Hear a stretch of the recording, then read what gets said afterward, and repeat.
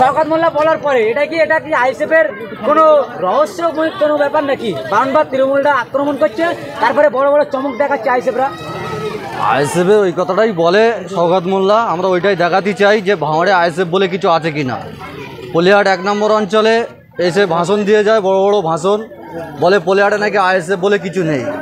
তা আমরাও চিন্তা করেছি যে আইএসএফ আছে কি না এটা আমরা দেখিয়ে দিতে চাই। আগামী দিন 26-এ বিধানসভা ভোট আছে, বিধানসভায় বুঝিয়ে দেবো শওকতকে হাড়ে হাড়ে যে পলিহাট 1 নম্বর অঞ্চলে আইএসএফ আছে কি না। এই আইএসএফ আছে, থাকবে, আগামী দিনও দেখা যাবে। এই যে বৃষ্টির পরও দেখছি এত মানুষের ভিড়,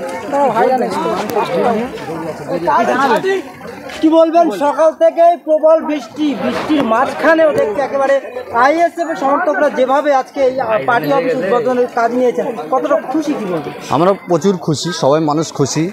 ভাইজানকে আমরা ভালোবাসি, জান প্রাণ দিয়ে ভালোবাসি। বৃষ্টি ঝড় বৃষ্টি যেতুই আসুক, ভাইজান ছেড়ে আমরা কেউ যাব না।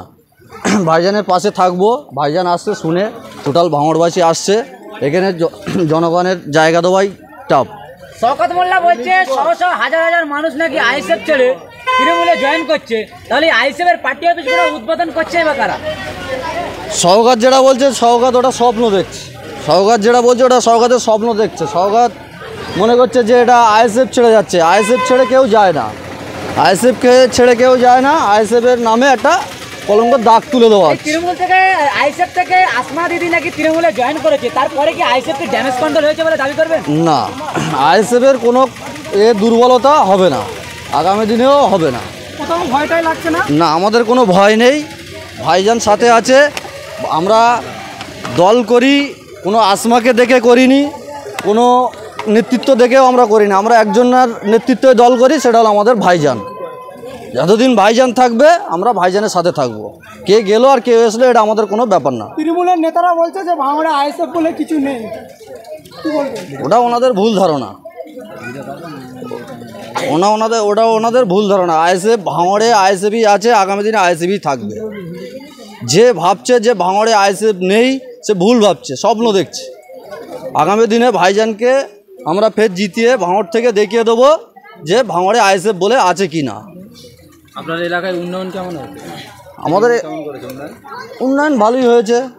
শাসক দলের থেকে কোনো উন্নয়ন পাইনি, আমরা ক্ষমতায় আসতেও পারিনি। কিছু আমাদের সমিতি সব সদস্য আছে, তাদের দ্বারাই আমরা যতটুকু উন্নয়ন করেছি গ্রামের মানুষ বলবে, আমরা বলবো না। আমরা হয়তো ভুল বলতে পারি, জনগণ বলবে যে গ্রামে আইএসএফ এসে উন্নয়ন হয়েছে কিনা, আইএসএফের থেকে সুবিধা সুযোগ পেয়েছি কিনা। আইএসএফ কাউকে করিনি। তাহলে তৃণমূল কোনো উন্নয়ন করেনি, তাই তো? তৃণমূলের উন্নয়ন হয়েছে, রাস্তাঘাট যা হয়েছে সব মানে ভেঙে চলে গেছে, খুঁজে পাওয়া যাবে না। ওদিকে রাস্তায় 1 হাঁটু করে জল, আর কি বলবো? ও জল আছে, জল ওনারা ওই উন্নয়ন করেছে, ওই উন্নয়নের জল ওই আছে, বেঁধে রয়েছে।